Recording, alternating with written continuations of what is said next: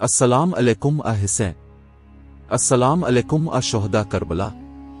آج جمعہ کا دن ہے، رحمتوں کا دن، بخشش کا دن۔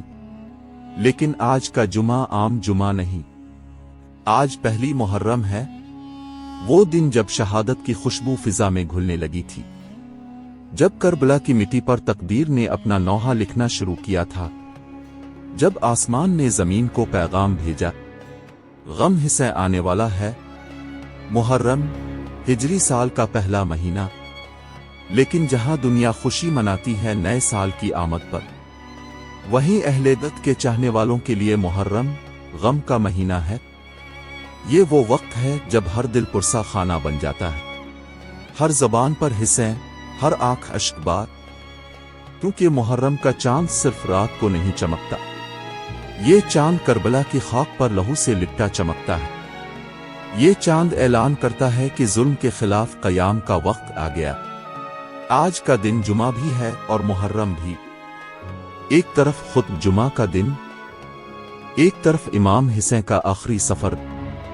جمعہ وہ دن ہے جب اللہ بندوں کی دعائیں سنتا ہے، اور محرم وہ مہینہ جب امام حسین نے امت کو جگایا۔ آج جب یہ دونوں دن اکٹھے آ گئے تو سمجھ لو یہ صرف تاریخ نہیں، تقدیر کا پیغام ہے۔ یہ اللہ کا اشارہ ہے کہ حق اور باطل کی پہچان پھر سے لازم ہو گئی ہے۔ پہلی محرم کو مدینہ میں خاموشی تھی، لیکن دلوں میں طوفان تھا۔ نواس رسول، امام حسین مدینہ کو الوداع کہہ چکے تھے۔ سلمہ خوابوں میں حسین کو زخمی حالت میں دیکھ چکی تھی۔ کسی کو خبر نہ تھی کہ اس چاند کے ساتھ کربلا کا سورج بھی طلوع ہو چکا ہے۔ مدینہ سے مکہ، مکہ سے کربلا، یہ سفر صرف میلوں کا نہیں تھا، یہ سفر تھا حق اور صداقت کا۔ جب دنیا نے سر جھکا لیا تو حسین نے علم بلند کیا۔ پہلی محرم کو جب قافلہ کربلا پہنچا، امام نے خیمے گاڑ دیے اور فرمایا، یہی وہ سرزمین ہے جہاں ہمارا خون بہے گا۔ یہ پیش گوئی نہیں تھی، یہ صبر کا اعلان تھا۔ پہلی محرم کو نہ نیزے بلند تھے، نہ خنجر چمک رہے تھے، لیکن آسمان رو رہا تھا، زمین سسک رہی تھی، درختوں نے پتے گرا دیے، اور فرشتے نوحہ پڑھنے لگے کہ اب کربلا میں وہ مہمان آ چکے ہیں جن کے خون سے اسلام پھر سے زندہ ہوگا۔ امام حسین کا پیغام صرف شہادت نہیں، بلکہ بیداری ہے، حوصلہ ہے۔ پہلی محرم ہمیں جھنجھوڑتی ہے کہ کیا تم نے یزید کو پہچان لیا؟ یزید صرف ایک شخص نہ تھا۔ محرم کی پہلی تاریخ اسلامی کیلنڈر کی وہ عظیم سات ہے جو نہ صرف ایک نئے ہجری سال کا آغاز کرتی ہے، بلکہ مسلمانوں کو اپنی تاریخ، اپنی روحانی بنیادوں اور اپنی تہذیبی شناخت کی طرف لوٹنے کی دعوت دیتی ہے۔ یہ دن ہمیں یاد دلاتا ہے کہ وقت کبھی رکتا نہیں، وہ بہتا دریا ہے، اور ہر سال کا اختتام اور نئے سال کی ابتدا ہمیں اپنی زندگی پر غور کرنے کا موقع فراہم کرتی ہے۔ محرم الحرام کو اسلامی مہینوں میں جو ممتاز حیثیت حاصل ہے، وہ محض کیلنڈر کی بنیاد پر نہیں، بلکہ اس مہینے کی قلبی، ایمانی اور روحانی فضا اسے دیگر مہینوں سے ممتاز بناتی۔ اس مہینے کا پہلا دن یعنی یکم محرم حضرت عمر فاروق رضی اللہ عنہ کے اس تاریخی فیصلے کی یادگار ہے جس کے تحت نبی کریم کی ہجرت کو اسلامی کیلنڈر کی بنیاد بنایا گیا۔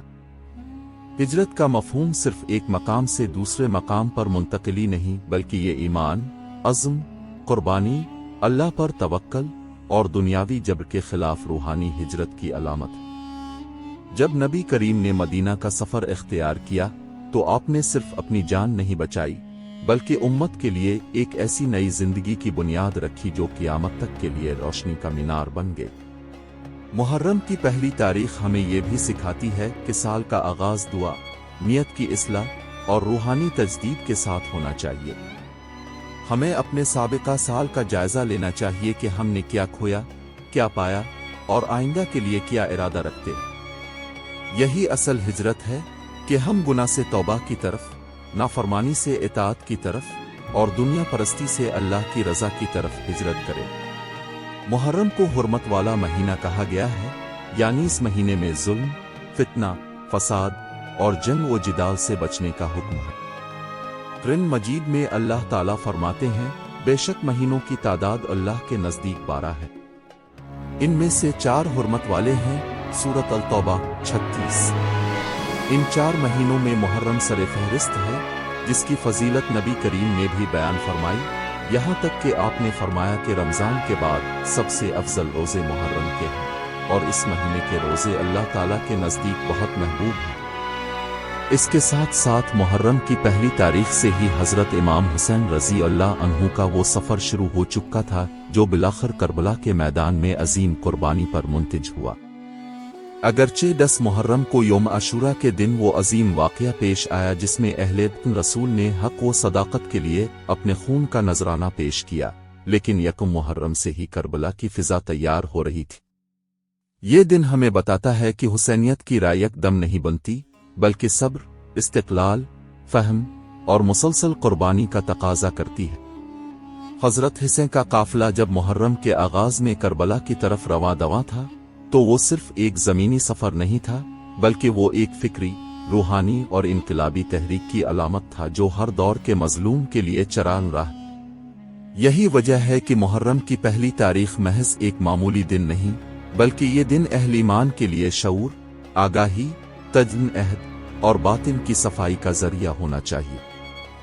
اگر ہم اس دن کی روح کو سمجھیں تو ہمیں اندازہ ہوگا کہ محرم کی پہلی تاریخ وہ آئینہ ہے جس میں ہم اپنی شخصیت، اپنی نیت اور اپنے کردار کا عکس دیکھ سکتے ہیں۔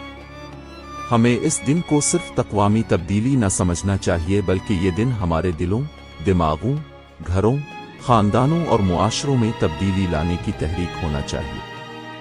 ہمیں چاہیے کہ ہم نئے سال کی شروعات عبادت، دعا، استغفار اور بلند عزائم سے کریں تاکہ ہمارا پورا سال اللہ کی رحمتوں سے بھر جائے۔ ہمیں امام حسین کی تعلیمات، حضرت عمر کی بصیرت، نبی کریم کی سنت اور قرآن کی ہدایت کو اپنے سامنے رکھنا چاہیے اور یہ عہد کرنا چاہیے کہ ہم اللہ کی رضا کے لیے جیے، حق بات پر ثابت قدم رہیں گے اور ظلم و فتنہ سے بچتے ہوئے انسانیت، عدل، امن اور محبت کا علم بلند کریں گے۔